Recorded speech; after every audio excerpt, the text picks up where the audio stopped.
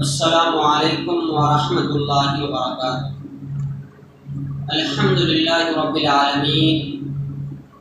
والصلاة والسلام علی رسولہ الکریم، اما بعد۔ عن حکیم بن حزام رضی اللہ عنہ عن النبی صلی اللہ علیہ وسلم قال: الید العلیا خیر من الید السفلی وابدأ بمن تعول وخير الصدقة عن ظهر غنى ومن يستعفف الله يعفه ومن يستغني يغنه الله أو كما قال عليه الصلاة والسلام، رواه البخاری۔ محترم حاضرین، اسلام نے ہر مسلمان کو اس بات پر ابھارا ہے، یہ بات کرنے کی اور یہ کام کرنے کی ترغیب دلائی ہے کہ انسان اپنی زندگی گزارنے کے لیے، اپنی روزی روٹی چلانے کے لیے، اپنا گھر بار چلانے کے لیے وہ اپنے ہاتھ سے مال کمائے، وہ محنت و مزدوری کرے، یا پھر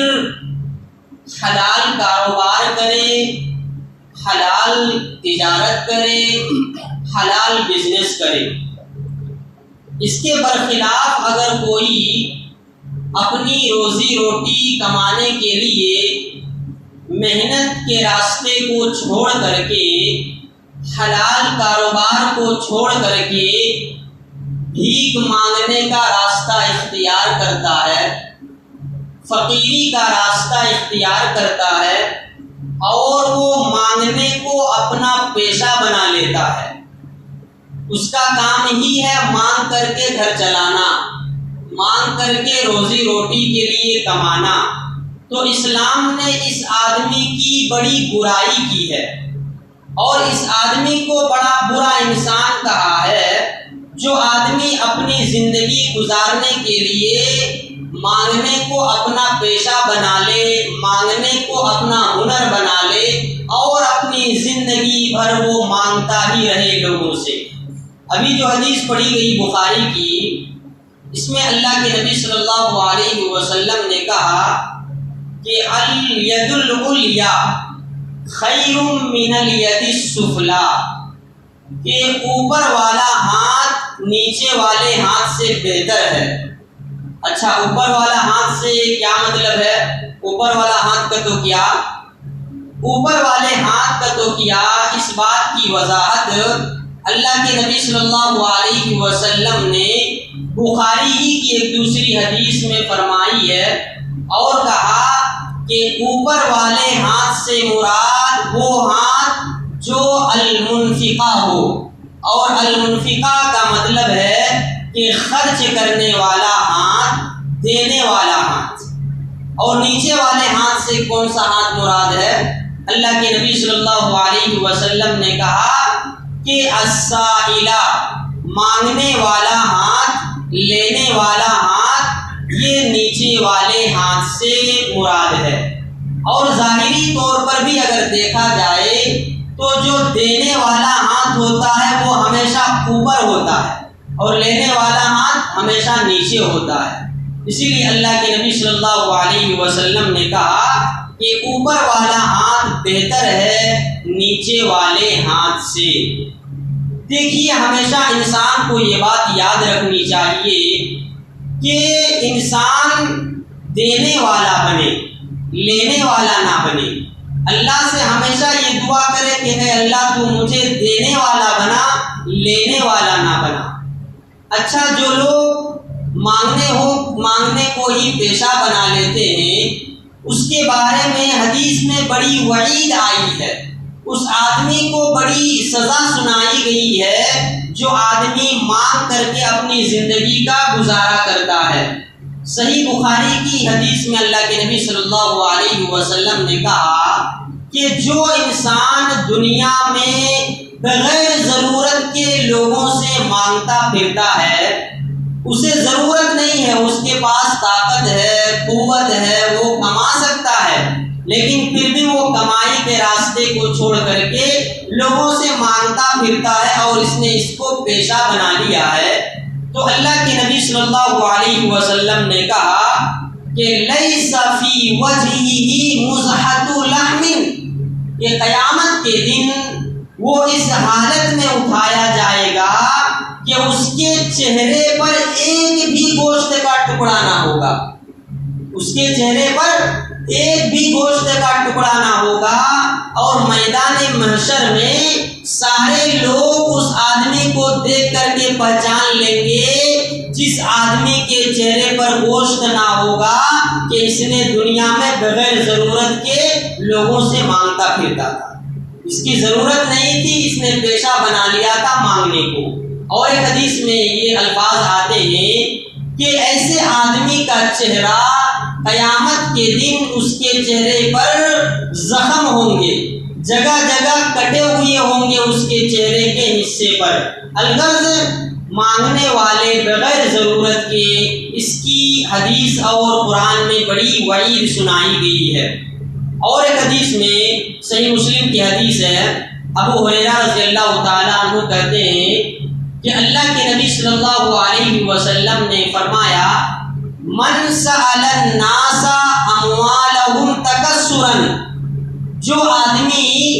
اپنے مال کو زیادہ کرنے کے لیے لوگوں سے مانگتا پھرتا ہے، اس کے پاس اتنا مال ہے کہ اس کی زندگی گزر جائے، لیکن مجھے اور ہونا یہ مقصد سے وہ لوگوں سے مانگتا پھرتا ہے، لوگوں کے سامنے ہاتھ پھیلاتے رہتا ہے، تو اللہ کے نبی صلی اللہ علیہ وسلم نے کہا فَإِنَّمَا يَسْأَلُ جَمْرًا، صحیح مسلم کی حدیث ہے کہ یہ آدمی جو بغیر ضرورت کے لوگوں سے مانگتا پھرتا ہے، اپنے مال کو بڑھانے کے لیے، اپنے مال میں اضافہ کرنے کے لیے، تو یہ لوگوں سے مال نہیں مانگ رہا ہے، بلکہ یہ لوگوں سے جہنم کی آگ کا ایک ٹکڑا مانگ رہا ہے، جہنم کی آگ کا ایک ٹکڑا مانگ رہا ہے، جو انسان اپنے مال میں اضافے کے لیے لوگوں سے سوال کرتے پھرتا ہے۔ اور آگے کہا کہ وَلْيَسْتَقِلَّ أَوْ لِيَسْتَكْثُرْ، چاہے مانگنے والا 1 روپیہ مانگے یا 1 لاکھ روپیہ مانگے، مانگنے والا کم مانگے یا زیادہ مانگے، اس کی حالت یہی ہے کہ اگر اسے مانگنے کی ضرورت نہیں پھر بھی وہ مانگ رہا ہے، تو گویا کہ وہ جہنم کی آگ کا ایک ٹکڑا مانگ رہا ہے، جبکہ جہنم کی ایک چنگاری کی حالت یہ ہے، حدیث میں آتا ہے کہ اگر جہنم کی آگ کی ایک چنگاری اس دنیا میں ڈال دی جائے تو یہ ساری دنیا جل کر کے راکھ ہو جائے گی، یہ ساری دنیا جل کر کے تہس نہس ہو جائے گی، برباد ہو جائے گی۔ اور اگر انسان جہنم کی آگ کا ایک ٹکڑا مانگ رہا ہے تو یہ بہت بڑی سزا ہے۔ اور دیکھیے یہاں پر اللہ کے نبی صلی اللہ علیہ وسلم نے یہ جو بات کہی کہ مانگنے والا کم مانگے یا زیادہ مانگے، اس میں ایک نقطہ یہ بھی ہے کہ ایک فقیر تو وہ ہوتا ہے جو 1-2 روپیہ کے لیے، 5-10 روپیے کے لیے لوگوں کے سامنے جاتا ہے، دکانوں میں جاتا ہے، گھروں میں جاتا ہے اور مانگتا ہے، لیکن وہیں پر دوسرے جو مانگنے والے کچھ لوگ ہیں وہ ظاہری طور پر اپنے آپ کو فقیر نہیں کہتے ہیں، لیکن وہ فقیروں سے بھی بڑے فقیر ہیں، جنہیں ہم جہیز کہتے ہیں۔ جہیز کے نام پہ جو لوگ مانگتے ہیں اپنے بیٹے کی شادی کے موقع پر کہ ہمیں 5 لاکھ روپیہ ہونا، تبھی ہمیں تمہاری بیٹی کو شادی کرتے، ہمیں 10 لاکھ روپیہ ہونا، ہمیں اتنا ہونا اتنا ہونا، تو جہیز مانگنے والوں کو صحیح مسلم کی یہ حدیث یاد رکھنی چاہیے کہ جو آدمی اپنے مال کو بڑھانے کے لیے لوگوں سے مانگ رہا ہے تو وہ لوگوں سے پیسہ نہیں مانگ رہا ہے بلکہ جہنم کی آگ کا ایک ٹکڑا مانگ رہا ہے۔ لہذا جو لوگ جہیز کا مطالبہ کرتے ہیں، جہیز مانگتے ہیں، وہ جہیز کی شکل میں روپیہ پیسہ نہیں مانگ رہے ہیں، وہ جہیز کی شکل میں کار نہیں مانگ رہے ہیں، بائک نہیں مانگ رہے ہیں، وہ حقیقت میں جہنم کی آگ کا ایک ٹکڑا مانگ رہے ہیں۔ یہ جہیز لینے والوں کو یاد رکھنا چاہیے، لیکن کیا کریں، افسوس ہے کہ آج امت محمدیہ کی اکثریت جہیز کی اس لعنت پر ملوث ہے، اور مانگنے والوں کی بھی تعداد مسلمانوں کی بہت زیادہ ہے، بلا ضرورت بغیر ضرورت کے مانگتے پھرتے ہیں۔ اور ایک رپورٹ کے مطابق، یہ بہت پرانی رپورٹ ہے، 19 تاریخ جولائی مہینہ 2016 اس دن کی ایک رپورٹ ہے، ایک پیپر اور نیوز نکلتا ہے گورنمنٹ کی طرف سے، ہندوستان ٹائم کے نام سے۔ اس پیپر میں ایک رپورٹ یہ بیان کی گئی کہ مانگنے والے جو لوگ ہیں ہندوستان میں، ان مانگنے والوں میں سے 25% مانگنے والے مسلمان ہیں۔